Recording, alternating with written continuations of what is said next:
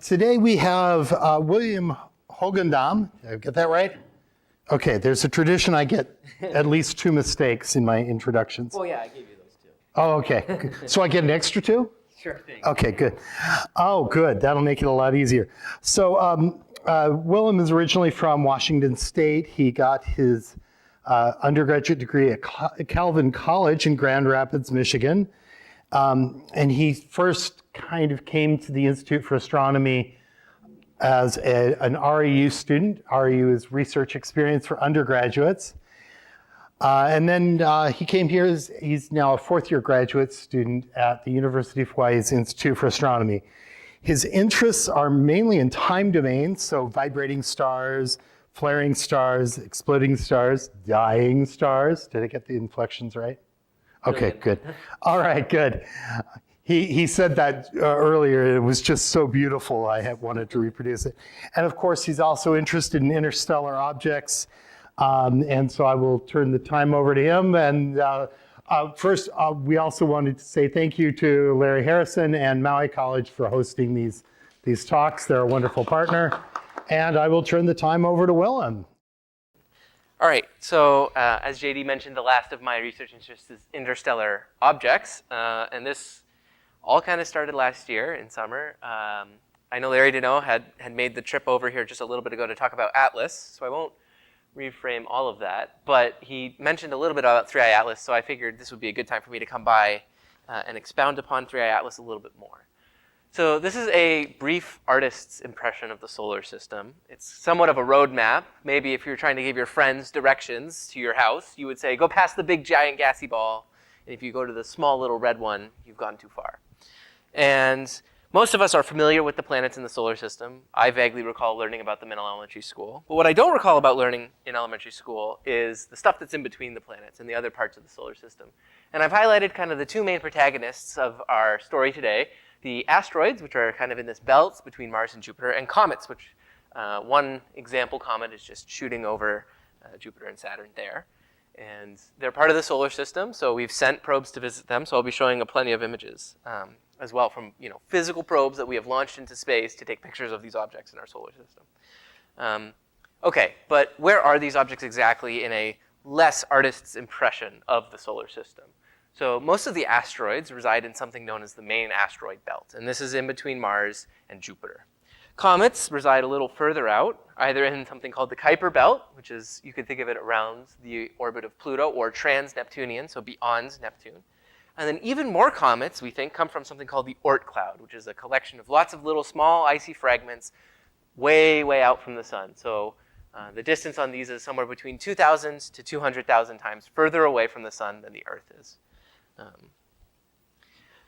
But why do we have these objects in the solar system to begin with? Well, the solar system formed from something that we call a protoplanetary disk. So this is mostly gas, but some dust, and eventually it congeals together to form small little bodies called planetesimals. And then as these planetesimals coagulate or join together through collisions, they form bigger things like planets, eventually clearing out large swaths of their orbits. But you might ask, well, if these coagulate together to form planets, why don't we see planets where we see the small bodies? And that brings us to kind of an interesting point, is that the comets in the solar system are not actually currently residing where they've formed, and that'll become a big part of later in this talk. So early in the solar system's history, Saturn and Jupiter went through a 2-to-1 orbital resonance that caused a lot of scattering of these small bodies, either inward to Earth or outward to the outer solar system. And through either passing stars or effects from galactic tides, some of these objects didn't get fully ejected from the solar system, and that's what formed the Oort cloud, or so we think.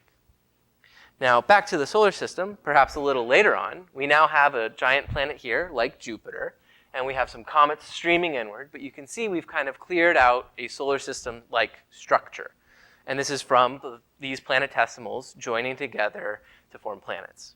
And so if we can study the planetesimals, that tells us something about the things that formed planets. And because a lot of the planetesimals in the solar system were ejected out pretty promptly after they formed, these objects tell us something about the primordial formation conditions of the solar system. And this is very interesting and very important because you can't necessarily understand these conditions from looking at things like planets. For example, Earth. we have volcanoes on Earth, so the surface of Earth is always constantly changing, and it doesn't reflect the initial formation of Earth. So if we want to understand the initial formation of Earth, the initial formation of the solar system, what we started with, then we need to look at these small bodies.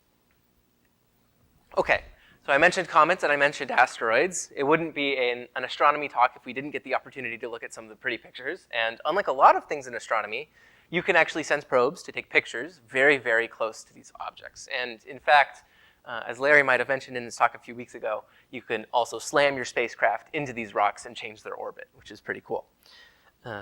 Observations of comets stretch back 4 millennia, literally. So this is the Bayeux Tapestry. So this tapestry is about 1,000 years old, and it depicts the Norman conquest of England in 1066. And as part of this tapestry, Halley's Comet was in the sky making its passage by the sun, and they wrote down, or they embroidered in Halley's Comet into this tapestry. So 1,000 years ago, people were looking at this comet that we were observing in 1986, and we will be observing again in 2060. Fast forward a little bit to the medieval times. This is the Great Comet of 1618. So again, 400 years ago, people saw these things appear in the night sky, thought they were important enough to document, and so this is an etching from a Dutch Golden Age artist. All right, returning back to our Halley's Comet theme, this is a plate image from the Yerkes Observatory, published by the New York Times from 1918. So you've seen kind of the evolution of astronomical data in real time, thousands of years of astronomical progress in a few moments, right? Going from some etching in the tapestry to a wood etching, and so now we have a photographic plate.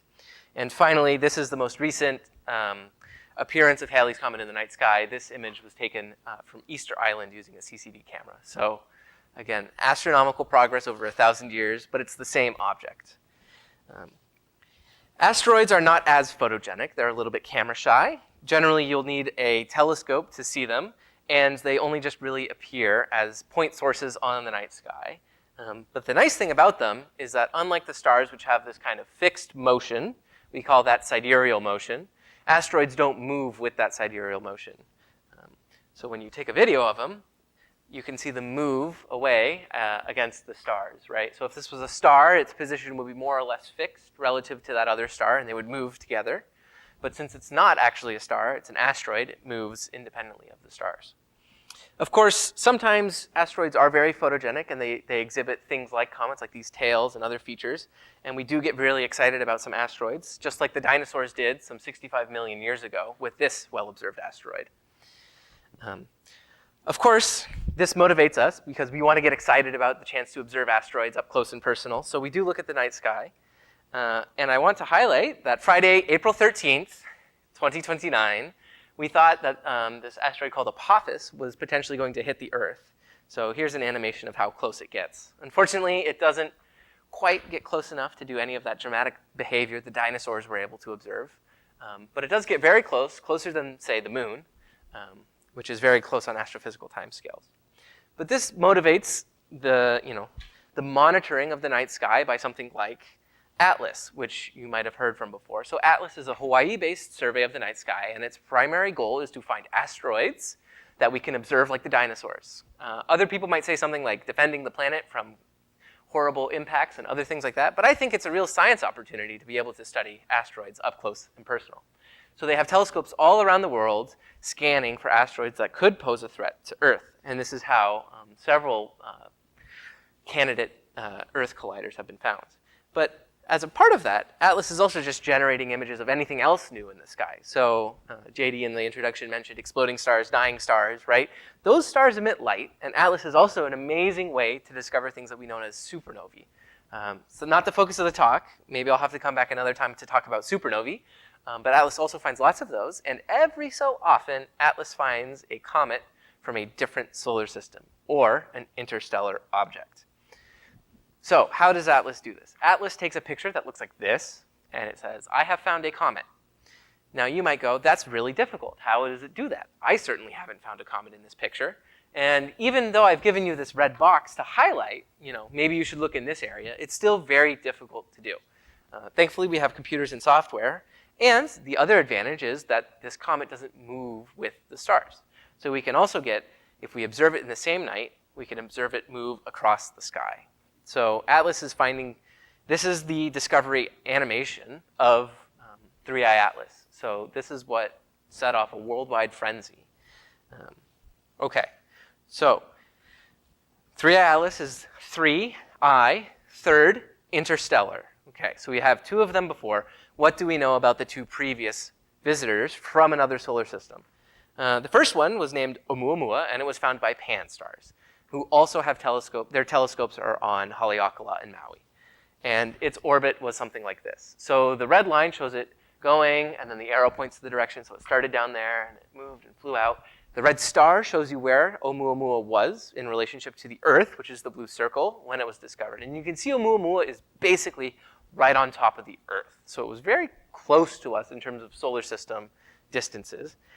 And it kind of needed to be that close for us to have a chance to discover it. Oumuamua was moving very fast. So this is, instead of animating Oumuamua against the background stars, we've taken every time Oumuamua appears, and we've centered that in this image. And you can see that over the course of a night, these stars just blur and streak. So Oumuamua was moving very quickly, which makes it very difficult to discover. And then second of all, Oumuamua had a very peculiar geometry, and that made its light curve very faint and also very variable, which again contributed to the challenges of discovering it. So this was very exciting. This was the first time this had ever been discovered, this has ever been possible, and it gave us more questions than answers, right? Like, how many of these objects are there really? Are they rare? Why didn't it look like a comet? Why did it look like an asteroid? Does this tell us something about objects in other solar systems? And moreover, what happens if we discover one of these before it's on its way out of the solar system? And we were lucky enough to do so in 2019 with the discovery of the second interstellar object, 2I Borisov. So here's the orbit of 2I Borisov, and so it starts all the way at the top and it goes all the way to the bottom. And its location at discovery was much further away from Earth. So Earth is again the blue circle, and the discovery location is the red star. And what enabled this is because instead of being something that was more like an asteroid, it was something that was more like a comet. So it was nice and bright, and it did something called activity. So let's break that down a bit. So comets are not just pieces of rock. They are what we like to call dirty snowballs. So they're mostly ice with some dust grains. And what happens is when they get closer to the sun, this ice sublimates. So it goes from being a solid to being a gas. And it does that direct transition as it approaches the sun. And as part of that, it lifts off the dust grains from the comet. It lifts off material from the comet. And that emits light. So it reprocesses the solar irradiation, and it emits off light. So that helps us see them, and that's what gives you all of this extra fuzzy structure around the comet, right? That's what gives you the comet tail. So Borisov showed this, which helped us discover it earlier, and it told us a lot about its composition. So because this is material that reflects the composition of this object, we can now do something very interesting, which is study directly the composition of a planet-forming environment from another star. Tracing these back to the exact star system that they come from is very difficult, but once we build a large sample of these, and I'll talk about that at the end of the talk, if we can build a large sample of these, we can understand the population of planets, not only in our solar system, but in the galaxy. Okay, so that brings us to 3I Atlas. So here's the orbit of 3I Atlas. So it was discovered, so the green circle, maybe I should have mentioned earlier, the green circle is Jupiter. So it was discovered almost at the distance of Jupiter from the sun. And again, like Borisov, we discovered it pretty far out. And that's in part because it was very bright and it was already active. So it was already showing a little bit of this sublimation behavior at the time of discovery. So here's an animation showing the orbit of 3I Atlas going through the solar system. So as you can see, it's coming in, it's passing Mars as we were going around, right? The distance to this object and Earth, the distance between this object and the sun is constantly changing. And I think a couple weeks ago now, it had already passed the orbit of Jupiter on its trip out. And it's never coming back again. So there's no return trip for 3I Atlas seen in the future. So when you get something exciting like this, it's a once-in-a-lifetime opportunity to study this object. So what do? You take some images, maybe, to follow it up and to confirm it. So this on the left, right, that's the streaks of stars again. And you can see a little bit of the fuzz from cometary activity. And then this is with the stars removed away. So you just have 3I Atlas. And you can see it's not quite a sharp little pinprick of light. There's a little bit of a fuzz to it. And so then you go and you think, I want to know more. So you ask all of your friends who have any sort of telescope, please, please, please, please, please look at this comet. Or if you're Shakespeare, you start a giant speech. Friends, Romans, countrymen, lend me your telescopes. And so we did that. We were on the University of Hawaii's 2.2 meter telescope the night that it was publicly announced and a couple of nights thereafter as part of our regular supernova program. So we normally are observing supernovae, but we heard the call, and so we went, and I was on the telescope, and I obtained one of the first few spectra of 3I Atlas. And that's what really started this whole kind of, some people say death spiral into comets, and I say exciting adventure. So I started leading and coordinating a lot of the Hawaii-based follow-up of 3I Atlas, in part because I got so excited about it. Okay, but we didn't stop there. Mauna Kea also has many other telescopes, and so I've circled the ones in green that we used. So starting all the way on the left, it's getting a little bit chopped off on the screen. That's the Canada, France, Hawaii telescopes that takes images. And then we have the Gemini telescope, which took images, and then also spectroscopy, which is something I'll talk a little bit about later. And then the University of Hawaii 2.2 meter telescope is that one all the way far in the back. And then this little doublet pair, those are the 10 meter Keck telescopes. So those are the joint third and fourth largest optical telescopes in the world. And we use them to study 3I Atlas. Okay, so let's keep going. So FRIENDS also turns out to extend into NASA. So the astronomical community generated enough excitement and that NASA was like, what's all this ruckus down there? And they're like, we found a new interstellar comet. And so NASA decided to make it an all of NASA goal to point whatever they had in their portfolio of spacecraft to observe 3I Atlas. So this is the Mars Reconnaissance Orbiter. So we have launched a probe, a satellite, and it is orbiting in Mars. Its job is to look at Mars and to take pretty pictures of Mars. NASA was able to turn this thing around, point it at 3I Atlas, and take a picture of 3I Atlas while it was no longer visible from Earth because it was hiding behind the sun. So while this does look like a fuzzy iPhone camera picture, that's not a fair comparison because you haven't put your iPhone into orbit around Mars. Okay, let's move on. What else did NASA use to observe this? NASA also used Parker Solar Probe. So this is something that is the closest man-made object to the sun. Is that right, Jeff? Yes. Yes. So Jeff uses Parker Solar Probe a lot to, look at the sun. But it turns out that Parker Solar Probe can actually do something useful and look at 3I Atlas. And that's exactly what they did. And before Jeff walks out of this room in anger, here's a cool animation. Everyone look at this cool animation. So you can see it's somewhat challenging, but let's play it again. You can see 3I Atlas move across the field of view from this Parker Solar Probe data. So you can take the closest ever man-made object to the sun, and you can point it at an interstellar comet. So again, if it looks like it's a blurry iPhone picture, your iPhone is not the closest man-made object to the sun. Okay, this is called PUNCH. It's also going to look at the sun. That's its main science goal.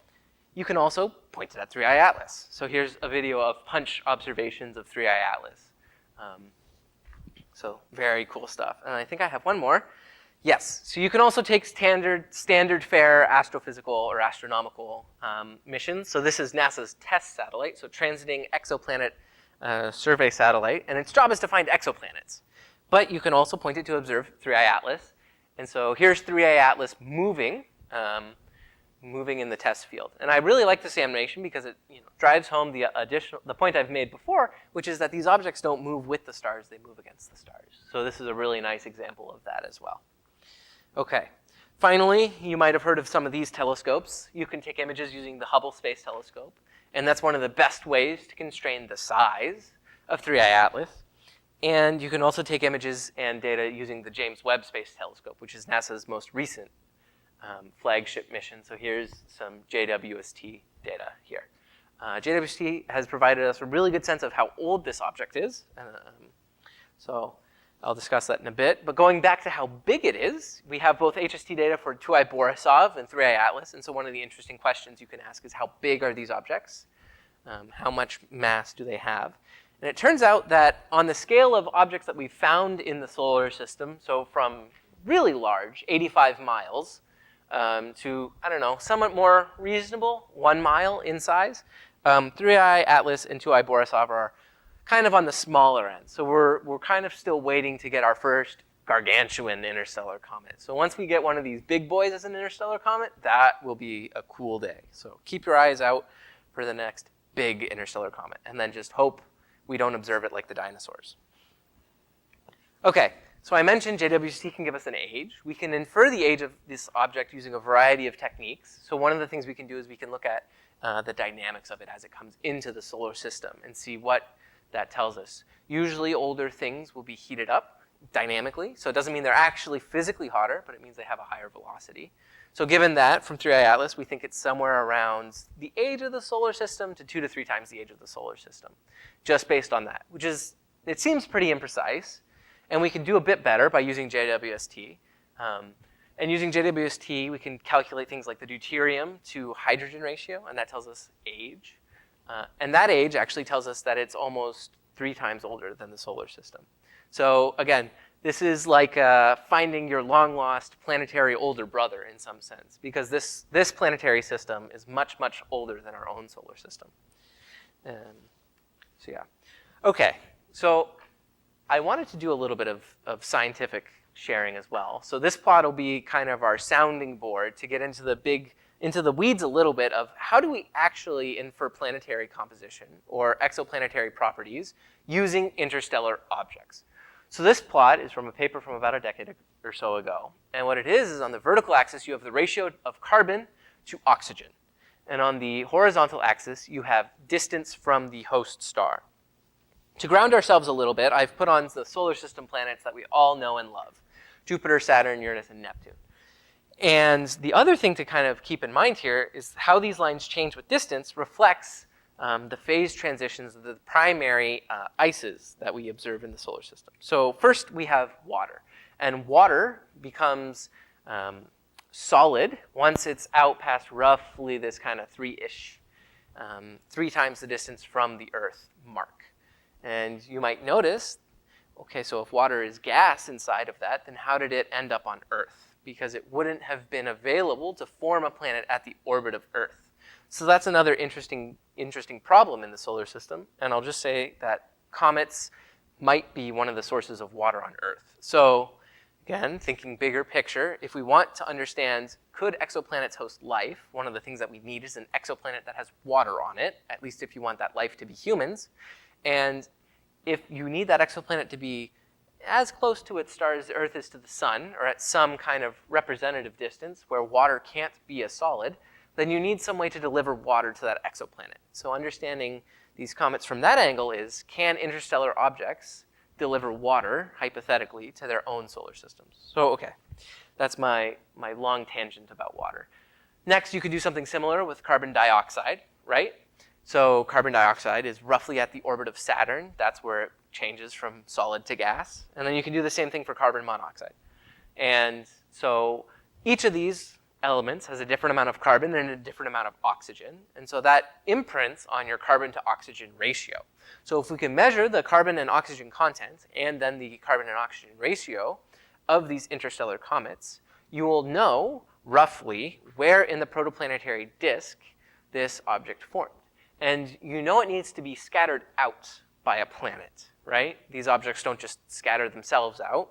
So you know that somewhere in the vicinity of where these objects formed, there needed to have been a planet to eject them. For reference, I've put 2 kind of families of comets. So one family is kind of closer in comets. The other family is the Oort cloud comets. And so a lot of the comets from the Oort cloud originally formed around Jupiter and Saturn, as I mentioned earlier in this talk, and were ejected out. And then you have the Jupiter family comets, which originate from kind of this Neptune region, and they formed there, and they're still kind of living in that region. Okay.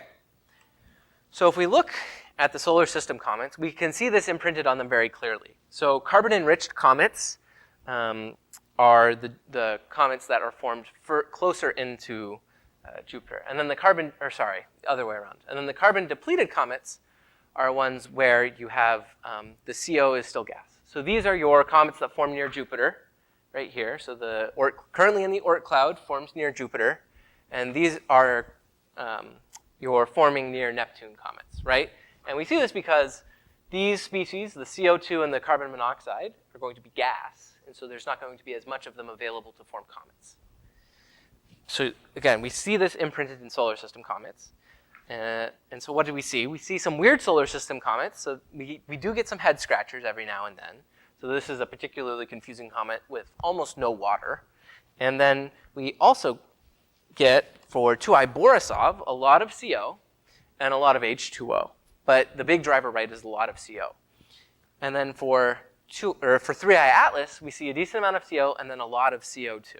So there are some differences in composition, but the big picture takeaway here is that we think that these objects formed somewhere that was nice and cold, nice and far away from their host star, much further away than the small body formation in our own solar system.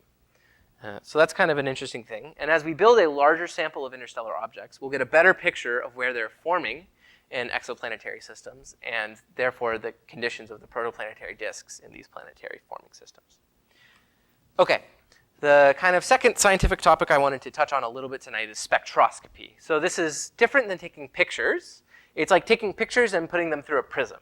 So if you are familiar with Pink Floyd, I have gratuitously copy and pasted their album cover onto this slide because it illustrates the concept surprisingly well.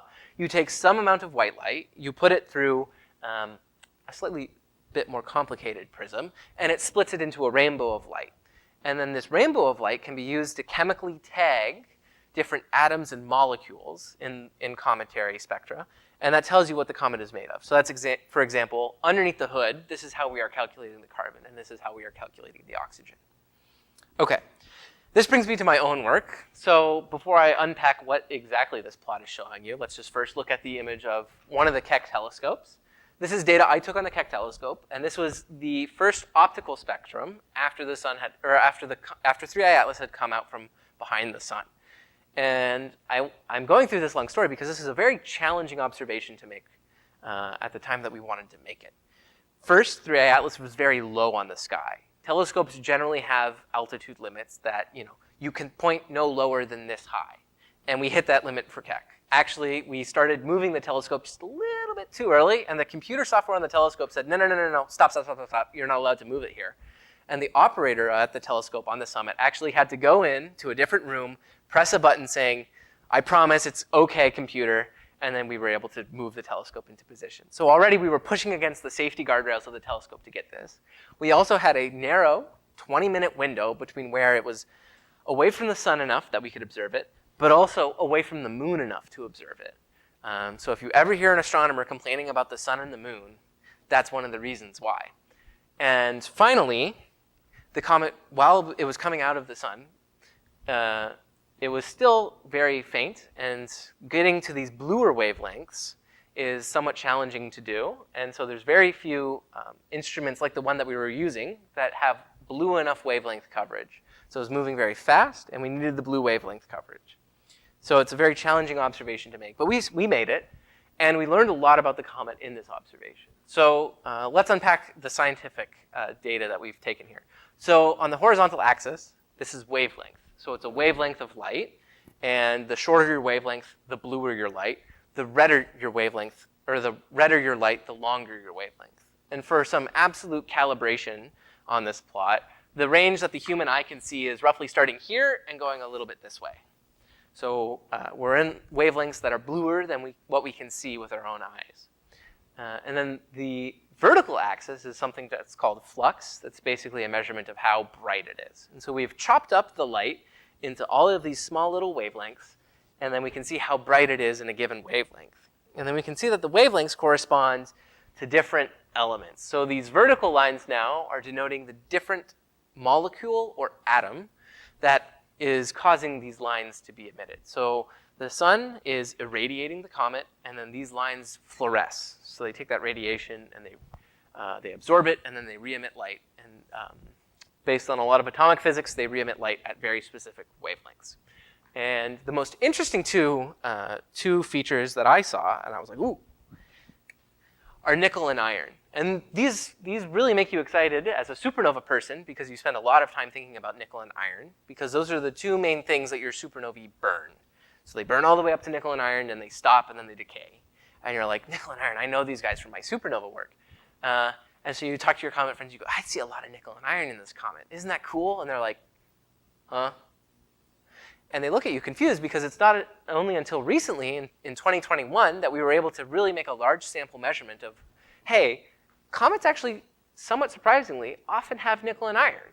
So this was already a very recently discovered thing. 2I Borisov had a little bit of nickel and iron, but 3I Atlas had a lot of nickel and iron. So we'll get into that a bit more. Here's another plot to kind of illustrate this. So in 2021, we started making these measurements. And so on the horizontal axis, you have distance from the sun. So the far side is further away from the sun, and the close side to me is closer to the sun. And then the vertical axis is just how much nickel do you have? And so we made this measurement for solar system comets in 2021. And there's a lot of scatter. And so different comets had different amounts of nickel. And it wasn't clear if there were there was a trend at all, if any, in terms of solar distance. But also very few comets had more than 1 or 2 measurements. Okay, 2I Borisov comes along, and it kind of fits in with this cloud of solar system comets. And it doesn't, it's not telling me anything, that it's particularly crazily different. 3I Atlas comes along, and it looks like nothing we have seen before in terms of its nickel. First, we've observed it like crazy, so it has way more measurements than any solar system comet. And this is actually a gap scientifically. We don't really have a good sample of comets from our own solar system to compare with. Second of all, both further away from the sun, it showed more nickel than some of the more nickel-rich comets, and it showed a hugely strong dependence on heliocentric distance, or distance from the sun, that we didn't see in the solar system comets. So that's really interesting.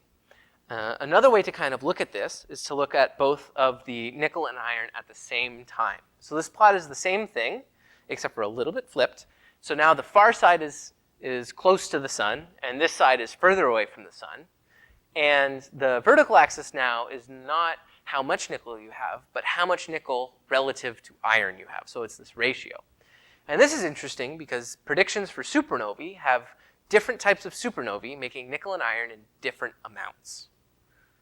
So if you can look at the nickel and iron of this interstellar comet, and you can maybe make some arguments that I'm trying to make currently as an area of active research, maybe you're able to tie this into supernova enrichment of the protoplanetary system as well. Okay, so this is the state before 3I Atlas. And so we have a lot of comets that have been observed really close to the sun. We have a few comets that have been observed a little further away from the sun, and it's kind of a jumble of points. It's very difficult to see if there's a trend in there, if any. And then again, as the earlier plot, 3I Atlas changes so much about how we think about this because it does something that no other comet is really doing. And we look at this and go, okay, maybe it's just a one-off weirdo, but then we try and compare the data and we go, wow, we just don't have enough data for all of these other comets to compare. So the first thing that just jumps off the page is there's a huge dependence on how far away it is from the sun. And as we saw in the earlier plot, the amount of nickel as it approaches the sun goes up very strongly. So the fact that the amount of nickel relative to iron changes so drastically in the other direction, so it's becoming more ferrous or more iron heavy, suggests that the iron turn-on is even steeper than the nickel turn-on. So this is something that, it started showing nickel emission, and so whatever you're doing to cause the nickel atom to be there and be excited, that process for the iron atoms starts a little bit later, but is far stronger than the nickel process. And then the other interesting thing is that so this square right here, that's that same spectrum I showed you earlier from the Keck 2 telescope. And what this shows us is there could be a lot of stuff hiding out in the faraway behavior of comets, that they just evolve and look roughly at that kind of equal nickel to iron space that we see inside the solar system. So we've been taking more measurements. We haven't had a chance to analyze them fully yet, but we're taking more measurements to try and understand what the behavior looks like as 3I Atlas now leaves the solar system. So I mentioned it a little bit earlier, right? So we have some sort of metal enrichment budget for the universe. So the different colors on this plot, so this is the periodic table, and the different colors correspond to the source of each element. So for example, hydrogen comes from the Big Bang. It's Big Bang fusion. Most of the helium comes from the Big Bang fusion. And then you start moving on to dying low mass stars, and then you start to move to exploding massive stars and exploding white dwarfs. So the green and the blue. Those are kind of my favorites. Those are supernovae. And if you look at the green and the blue, and if you look at nickel and iron in particular, you can see that there's a very distinct ratio in those elements between what comes from dying low mass stars or exploding white dwarfs, and exploding massive stars. And this can tell you something about, say, the supernova enrichment. So the big thing, right, is the exploding massive stars happen very fast on astrophysical timescales. That's tens of millions of years between the birth of that star and its explosive death. On the other hand, exploding white dwarfs, it's a little less clear what the delay is between when those systems form and when they explode. So if we can see the imprints of these exploding stars onto the spectra of these objects, we can try and get out, were they enriched by exploding massive stars or exploding white dwarfs? So 3i Atlas is a very old object, early in the solar system. So you might think it would be more exploding massive star enriched. And I don't think we have enough quite yet to make a statement like that. But again, that's the sort of question that I'm starting to think about now after all of this kind of interstellar object excitement took over, tying it in with my supernovae work and time domain expertise. Okay, so I'll wrap up this talk with a little bit of a look forward to the future. This is a telescope down in Chile called Vera C. Rubin Observatory, and it's going to do something that we call LSST, the Large Synoptic Survey of Space and Time. It sounds like a movie villain's desire to rule over the world with a large synoptic survey, but it's not, and it's super, super cool.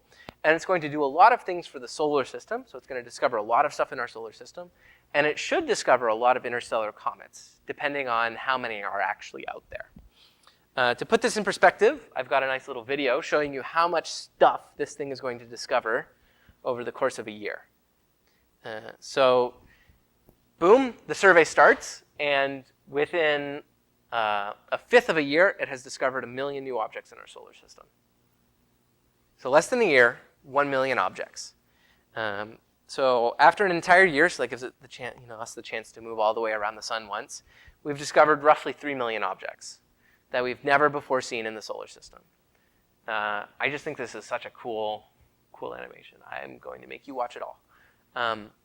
But if there's an interstellar comet coming through the laser beam of focus, metaphorical laser beam of focus of this observatory, it's going to be discovered.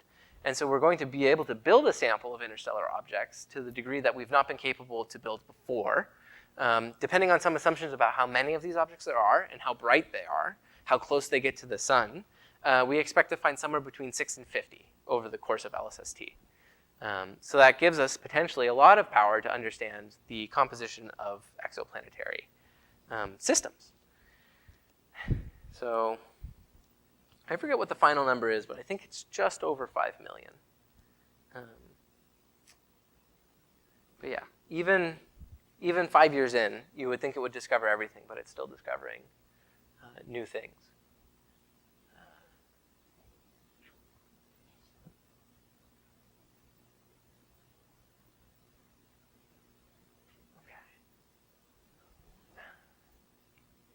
Yeah, 4.8, 4.9.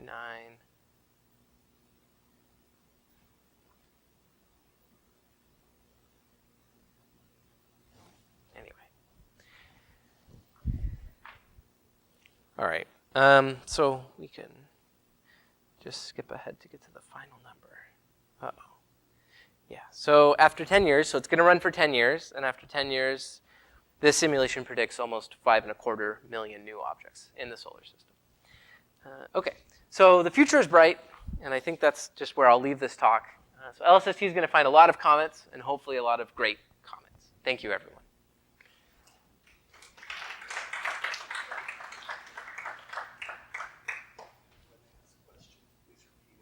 Okay, I can repeat questions. Questions? Yeah.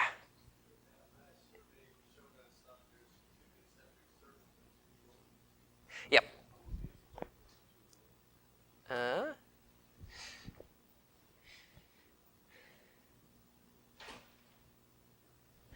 So you want the Okay, so the question was, in this picture, there are the pink kind of clouds, right?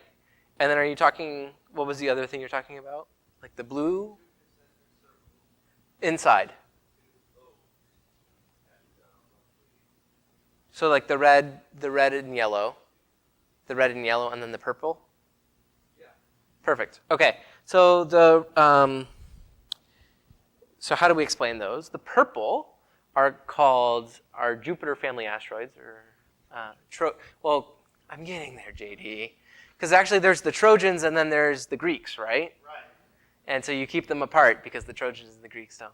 Anyway, so you can imagine those the two clouds of purple asteroids, and they are there because Jupiter, if you split kind of that, if you imagine a third cloud, where you would put a third cloud, that's where Jupiter is. So they are actually in orbital resonance. They kind of just pile up because of the location of Jupiter. And then the red and the yellow circles are there because that's more of a definitional thing, actually. So the yellow is the asteroid belt, so that's between Jupiter and Mars. And then the red are something called near-Earth asteroids. So they're kind of qualifying these things that are orbiting, either kind of overlapping with Earth or kind of close to Earth, things that we should probably keep an eye on, because if they get, if they interact with like Venus or Mercury or Earth or Mars or something like that, they could maybe be launched, or even each other, they could be launched on a collision course with Earth. So those are kind of like our watch out because we're not dinosaurs asteroids. Other questions? Yeah, Jeff. Uh-oh. Nickel and iron, it changes. The composition you were measuring changes with distance from the sun. Yes. That's kind of weird. The composition shouldn't actually change. Yeah. Okay, I guess that's a revenge for my Parker Solar Probe slander. So what's happening here? It could be several things. So right now, our best guesstimate for what is causing the nickel and iron, where it originates from, is not actually nickel and iron atoms on the surface of the comet. What we think it is it's some molecule that has nickel and iron atoms as part of its molecular formula, and then that molecule breaks apart. And then you see the nickel and iron and whatever this mystery other molecule is we haven't identified. Our kind of leading candidate is something called a carbonyl, so either nickel carbonyl or iron carbonyl, and that's nickel and iron grouped together with a bunch of COs.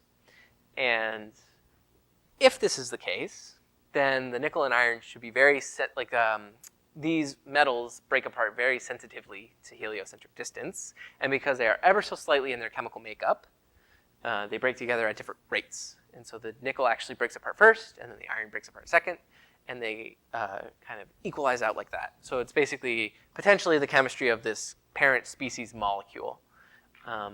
The other thing I'll throw at you is that also naturally explains why we don't see other elements that are similar to iron and nickel, like cobalt being the number one suspect. And that just has to do with how these carbonyls bond. So the nickel and the iron only need one kind of bonds to all of these carbonyls, but then cobalt and other atoms, like the next one down, chromium, need a double bond. And so that's much more difficult to form originally. So that's potentially an explanation, but it could be entirely wrong. So the question was it an asteroid or comet that hit the Earth that caused the dinosaurs to go to extinct? Does it really matter? And was it maybe an interstellar comet or asteroid? I think it's an asteroid. Oh boy, you're starting to probe my geology knowledge. I think we can tell based on the geology of it, but I'm not 100% certain. I think we need it to be rock to hit the Earth, because if it were a comet, it would probably, the density is a lot different between a comet and an asteroid, so the impact is a lot weaker, I think, if it's a comet. I don't know if there's actually any comet. I think we all just think all of the things that have hit the Earth are asteroids. That's a good question. I should think a bit more about that. Whether it's an interstellar asteroid or comet, statistically speaking, it's probably from the solar system.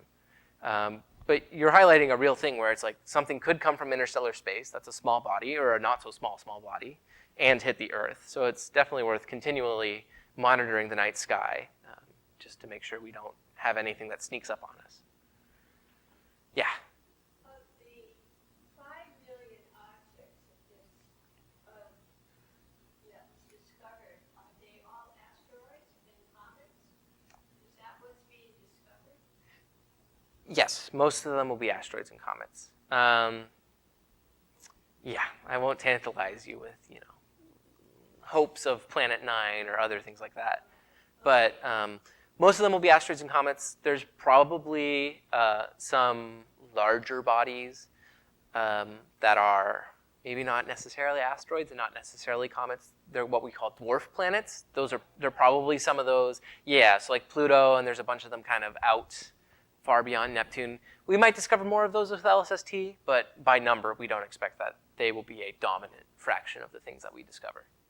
I have a second question. Yeah, How many light years? light years. Light years away is the Oort cloud. How many Is it even a light year away? How many light years away is the Oort cloud?